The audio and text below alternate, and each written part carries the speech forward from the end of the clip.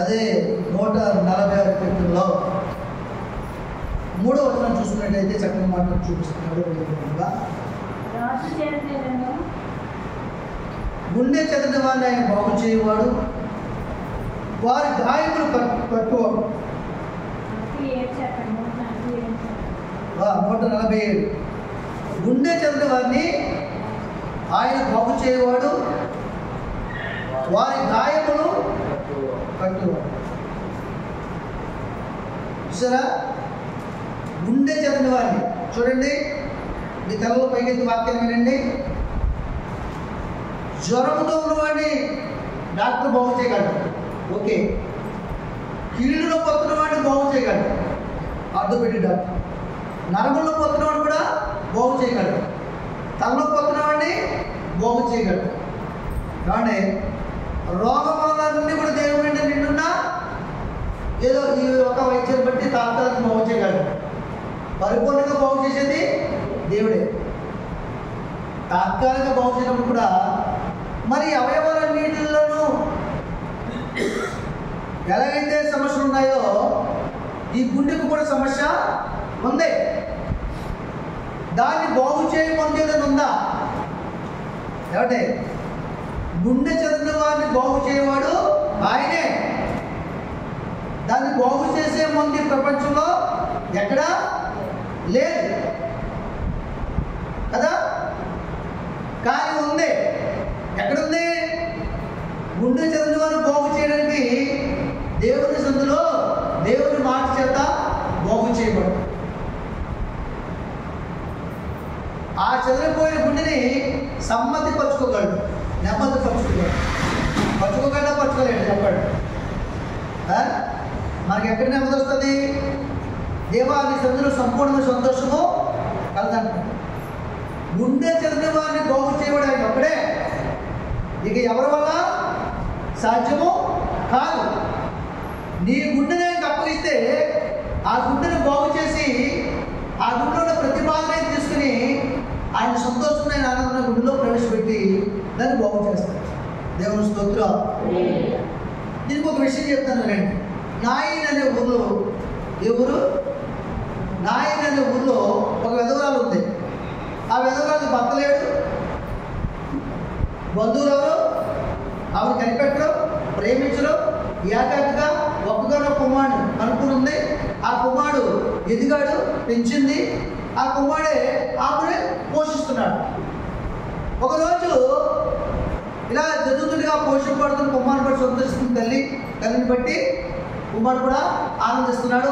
ఇద్దరు ఒక మాట ఉన్నారు, ఒక ఇల్లు కట్టుకున్నారు, ఒక సంపద సంపాదించుకున్నారు. ఒక నెల కాసం ముందే కొడుకు తెచ్చి ఇంట్లో పెడతాడు. మిగతా సొమ్ము తల్లి చేతికి ఇస్తాడు. అది కొంత డబ్బాలు వేసి నెలకి బ్యాంకులు వేస్తుంది. కొన్ని లక్షలు కూడబెట్టింది. సమయంలో జరుగుతుండగా ఒకరోజు ఆ కుమారుడు హఠాత్తుగా మరణం. ఎలాగా?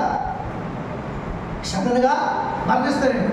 మరణిస్తే ఇక ఆమెకు వచ్చినటువంటి కష్టం ఎవరికి రాదు. ఎందుచేత ఆ కుమారుడు ఒకడే, బంధువులు ఎవరు చూడరు, ఆధారం ఒకటే. గుండె చెదిరిపోయింది, గుండెను బాదుకుని ఏడుస్తుంది. గ్రామస్తులు ఏం చేస్తారు? అప్పటి వరకు రాని బంధువులందరూ వచ్చారు. వినాలి, అప్పటి వరకు రాని బంధువులందరూ వచ్చారు, గ్రామస్తులు వచ్చారు, స్నేహితులు వచ్చారు.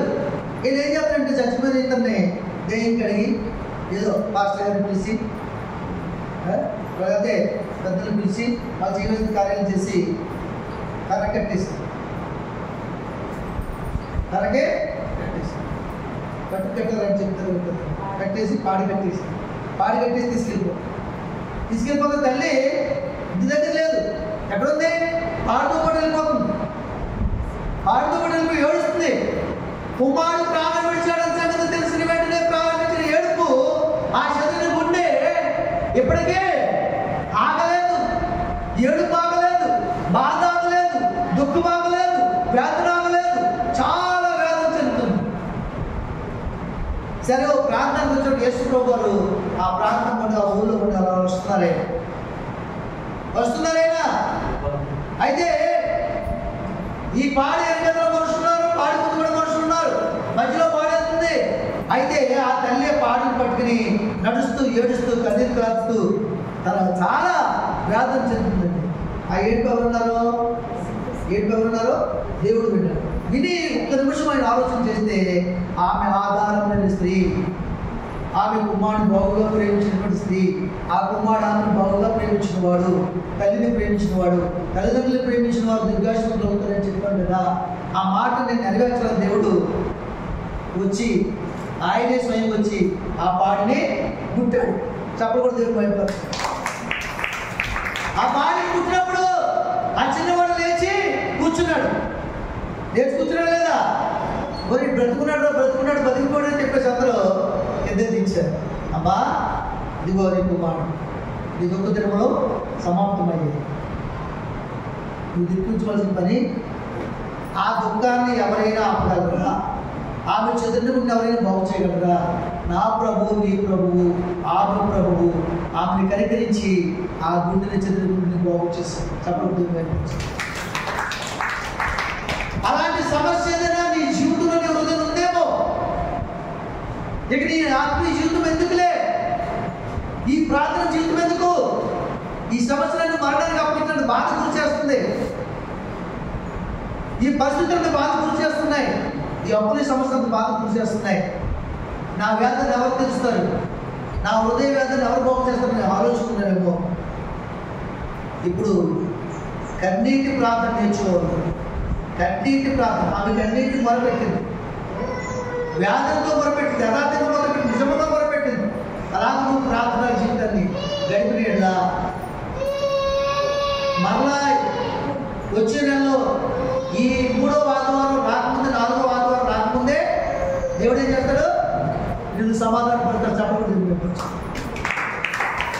నీ గుండెని బాగు చేస్తాడు, నీ సమస్యను పరిష్కరిస్తాడు, నీకు సమాధానం ఇస్తాడు. నమ్మద్దని కలిగేది నమ్మని ఎలా చప్పట్లు దేవుడు బయటపడతాడు. చప్పట్లు కొట్టి దేవుడు బయటపడుతున్నా ఈ దేవుడి నుంచే విరిగి కలిగిన మనసు కలిగి ఆయన ఉత్తరం ఇచ్చిందా ప్రార్థన చేయడం మారు. దేవుని స్తోత్రం. హల్లెలూయా.